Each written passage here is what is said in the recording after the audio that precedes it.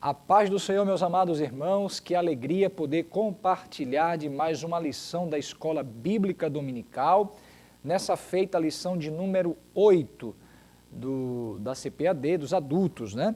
Está aqui lição de número 8, comprometidos com a Palavra de Deus, esta lição maravilhosa que todos nós estamos estudando nesse primeiro trimestre desse ano de 2021. Queridos, o texto áureo desta lição diz o seguinte: bem-aventurados os que ouvem a palavra de Deus e aguardam. Está em Lucas, capítulo 11, versículo 28. Nós temos estudado durante todo esse trimestre o assunto relacionado ao verdadeiro pentecostalismo. Nós sabemos que, com base inclusive nessa lição, que o pentecostalismo não consiste apenas em crer na contemporaneidade dos dons. Claro que o pentecostalismo está diretamente ligado nessa crença de que os dons espirituais que estão registrados no Novo Testamento também servem para os nossos dias de hoje. Contudo, também além de crer nesses dons espirituais, crer no batismo no Espírito Santo, nós estudamos também nessa lição, que faz parte do pentecostalismo, a crença na palavra de Deus como a única regra de fé e prática. Inclusive, é a palavra de Deus que faz menção, que mostra a contemporaneidade desses dons. A leitura bíblica em classe está em 2 Timóteo, capítulo 2, versículo 14 ao 19, e também 2 Pedro, capítulo 1, versículo 20 e 21. Queridos, é uma lição muito rica. Você que é professor da Escola Bíblica Dominical tem a oportunidade de trabalhar uma temática muito importante acerca da palavra de Deus, da importância da palavra de Deus e do quanto ela é relevante para a vida do cristão, seja ele pentecostal ou não. Eu queria só chamar a atenção aqui na parte que fala sobre interagindo com o professor, e aí vai uma palavrinha para você, professor de Escola Bíblica Dominical, em qualquer lugar do Brasil. O texto vai dizer o seguinte: o compromisso com a palavra de Deus é uma das maiores preocupações como movimento. Que movimento? Movimento pentecostal. Então, uma das maiores preocupações do movimento pentecostal é justamente a preocupação com a palavra de Deus, ok? E ela vai dizer o seguinte ainda, essa parte da interação com o professor. Quem tem a lição do professor pode perceber isso. Vai dizer que a Bíblia ela é inspirada e inerrante em toda a sua dimensão e, por isso, ela é a regra de fé e prática. Ou seja, a Bíblia ela foi inspirada por Deus, ou seja, ela emana do coração de Deus, ela não é produzida pela vontade humana, mas ela emana da mente de Deus, cujo qual compartilhou a sua mensagem com cerca de 40 autores que estão distribuídos na Bíblia, no Antigo e no Novo Testamento. E mostra que essa Bíblia, essa palavra de Deus, as Escrituras, ela é inerrante, ou seja, ela não contém erros, ela realmente descreve a realidade. E aí, por ela ser tudo isso, ela também obviamente, como diz aqui, a nossa regra de fé e prática, ou seja, ela determina aquilo que nós devemos fazer e aquilo que nós devemos crer. Regra de fé, ela determina em que, como devemos crer. E ela determina também o que devemos fazer e como devemos fazer. É impressionante salientar isso porque no mundo que estamos vivendo, esse período pós-moderno, muitas vezes está sendo disseminada a ideia de que não existe uma verdade absoluta.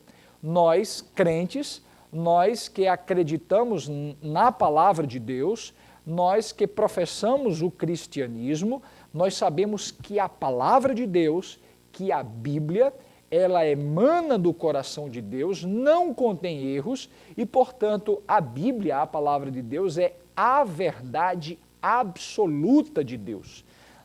Então, aquilo que nós precisamos crer e que precisamos fazer está contida na Bíblia. Ela determina tudo isso.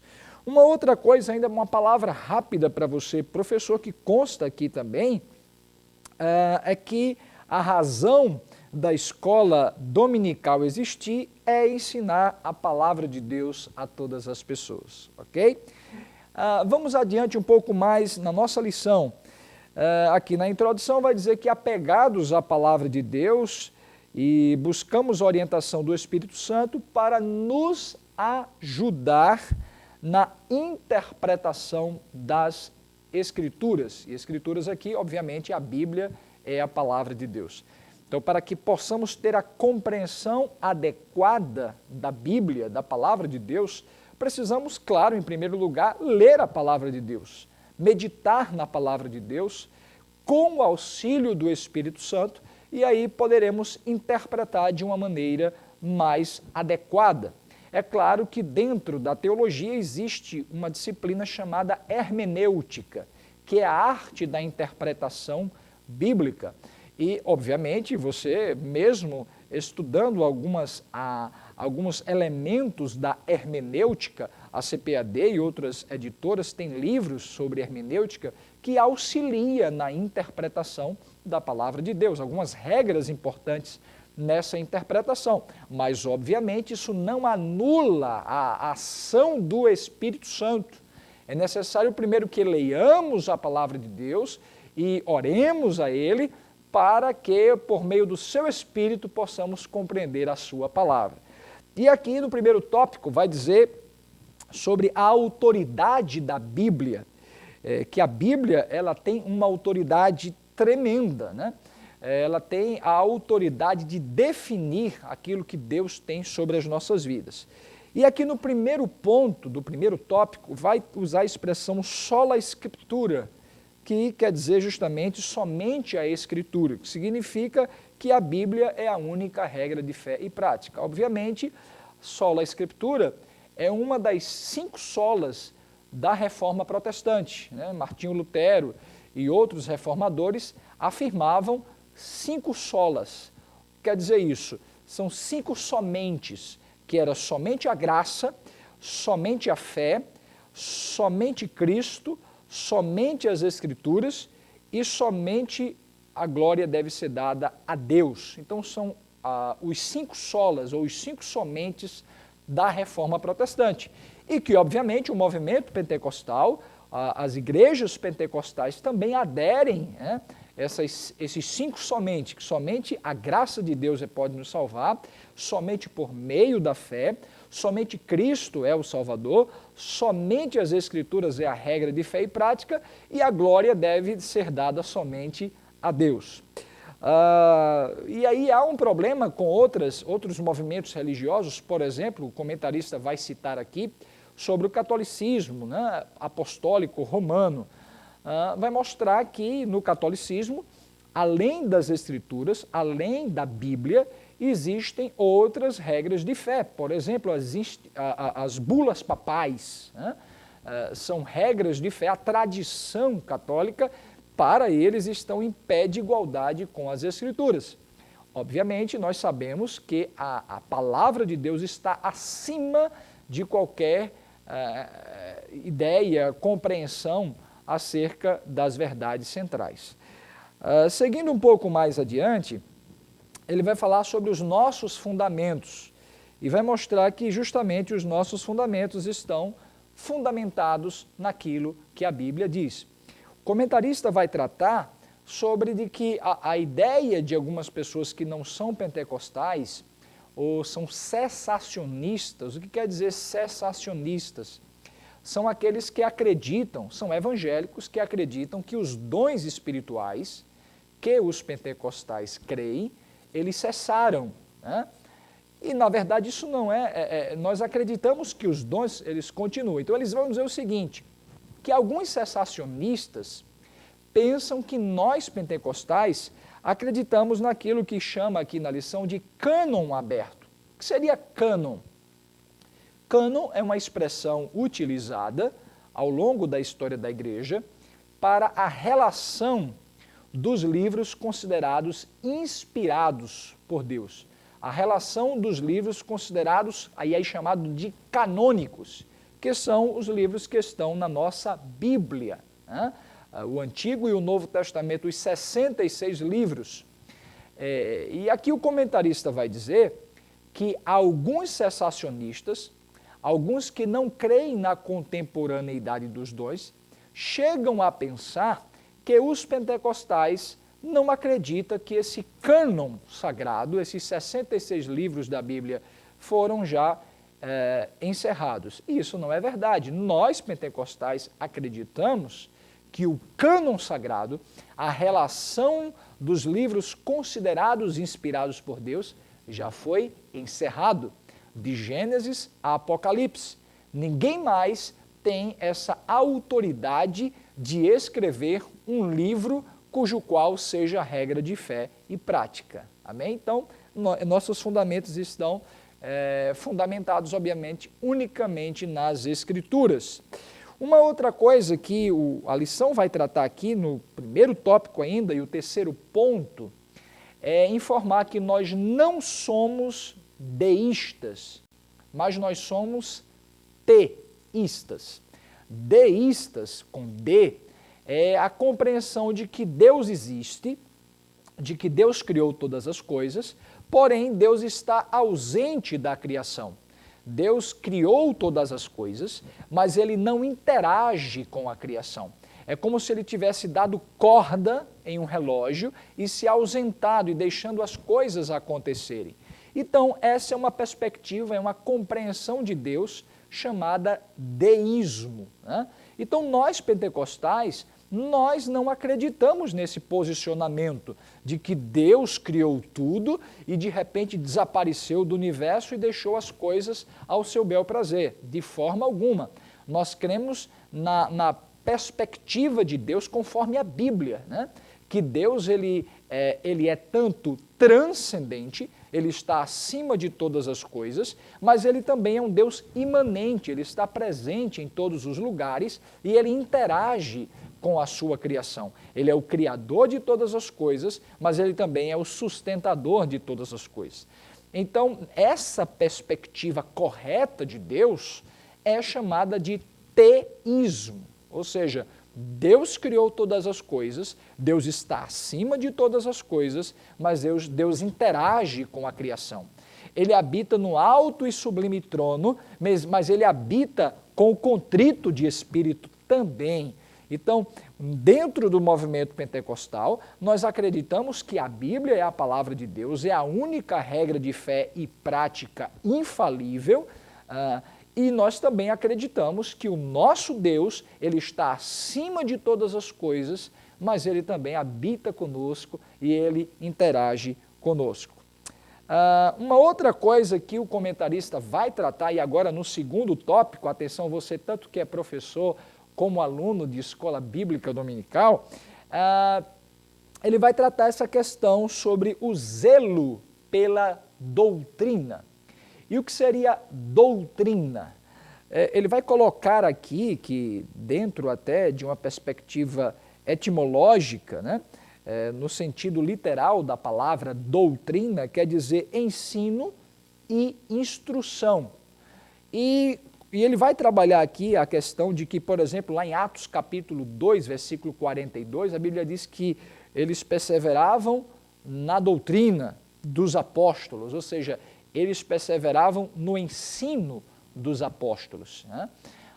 Mas também ele coloca aqui de que doutrina, além de ser o ensino propriamente dito, a doutrina, vou colocar aqui uma expressão que ele usa, se aplica também a um corpo básico e coerente do ensino cristão como os credos, ou seja, a doutrina, além de ser o ensino propriamente dito, a doutrina também é o conteúdo desse ensino.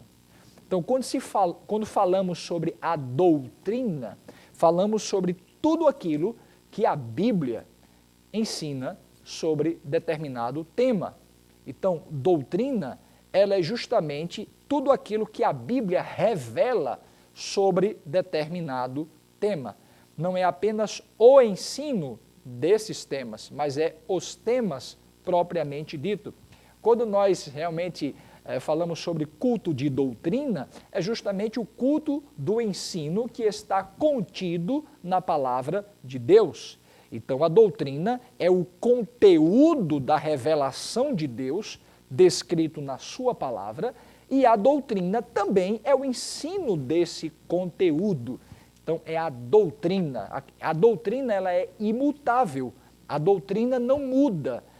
Pode-se passar todos os séculos, um após outro, mas a doutrina ela continua sendo a mesma. Diferente de usos e costumes, questões culturais podem mudar, mas a palavra de Deus ela permanece para sempre. E por isso que Timóteo diz Paulo escrevendo para Timóteo, diz a ele, tem cuidado de ti mesmo e tem cuidado da doutrina. Permaneça conservando esse conteúdo e ensinando de maneira adequada. A lição vai falar sobre as confissões de fé, claro. Toda igreja evangélica, toda denominação tem o seu credo, a sua confissão de fé. Nós, assembleanos, temos a nossa declaração de fé, né, que foi publicada, inclusive, pela CPAD. Essa declaração de fé, ela é justamente extraída da palavra de Deus. A nossa declaração de fé, ela não é infalível, como qualquer declaração de fé.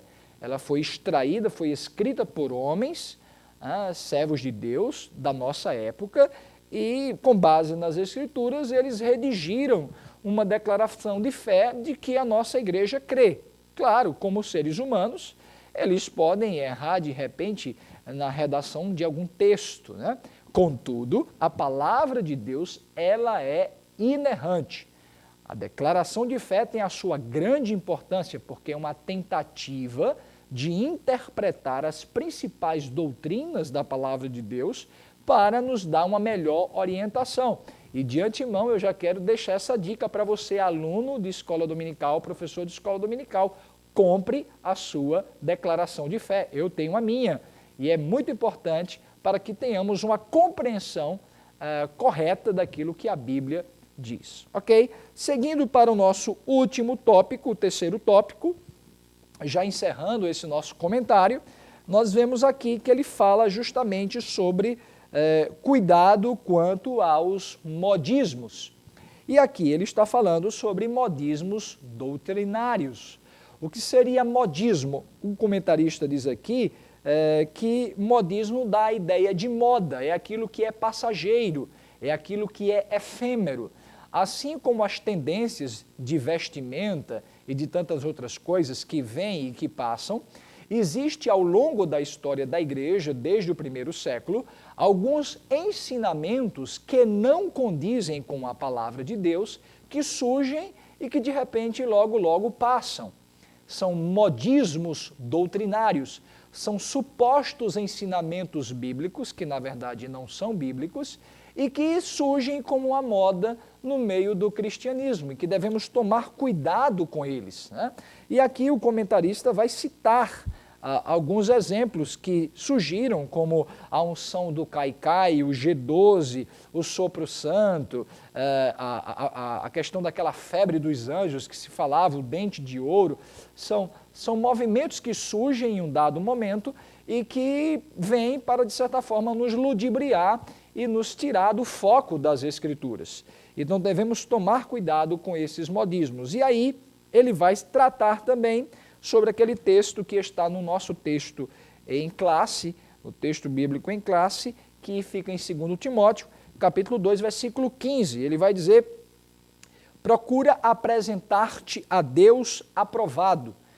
E ele coloca de que esse apresentar-se a Deus aprovado seria estar disponível para Deus, né?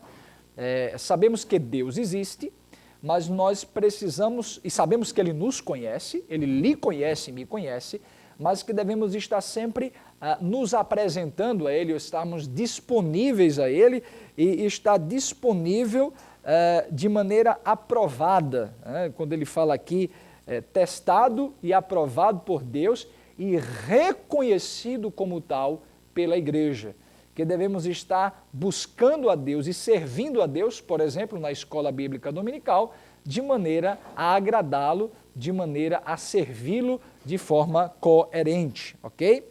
Ele vai continuar dizendo o seguinte: procura apresentar-te a Deus aprovado como obreiro, que não tem de que se envergonhar. E essa palavra obreiro, no início, estava diretamente relacionada, ligada a essa questão da obra na vida da agricultura, na prática da agricultura e da pecuária, mas que se aplica a uma atividade geral. Todo aquele servo de Deus que está envolvido diretamente com o serviço cristão, ele é chamado de obreiro. E aqui ele vai dizer o seguinte: procura apresentar-te a Deus de maneira aprovada, de maneira que agrade a Deus, como obreiro, ou seja, como alguém que serve, como obreiro que não tem de se envergonhar, que serve a Deus de maneira coerente, voluntária e que não se envergonha do Evangelho, como disse Paulo. E, por fim, ele diz que maneja bem a palavra da verdade. E aqui a palavra manejar bem vem de uma palavra grega que dá a ideia de cortar reto, cortar numa linha reta, ou seja, fazer o uso correto. A ideia de manejar dá uma ideia do uso de uma espada que corta certo, que tem uma boa mira, que corta onde deve ser cortado. A ideia de que a Bíblia ela é comparada a uma espada. O obreiro ele deve estar preocupado em usar a palavra de Deus de maneira correta, interpretando corretamente e usando-a de maneira adequada.